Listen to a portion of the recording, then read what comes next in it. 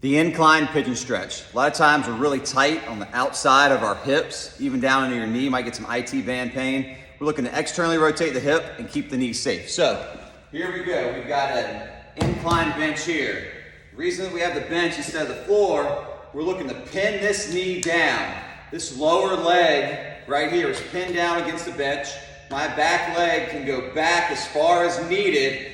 I'm loading here if appropriate. If not, I'm using my hands to take some of the load away. All I'm doing here is getting nice and comfortable, breathing. If this is too easy for me, what do you know? We've got a little bit lower incline, right? So start off a little bit higher, then we can move a little bit lower.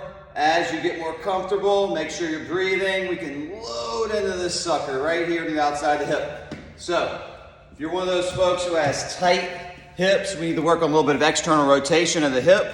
Maybe you've got some IT band pain. Loaded up as appropriate. We're gonna go with the incline pigeon pose, incline pigeon stretch. If you see folks that go to yoga all the time, they've got their head down on the floor with their leg up, by their head, that's cool. Let them do that. For you, if you need a regression, hit up a higher incline over time. Once you feel more comfortable, lower that incline, then maybe after, months and even years, we can get you to the floor. There you go, the incline pigeon stretch.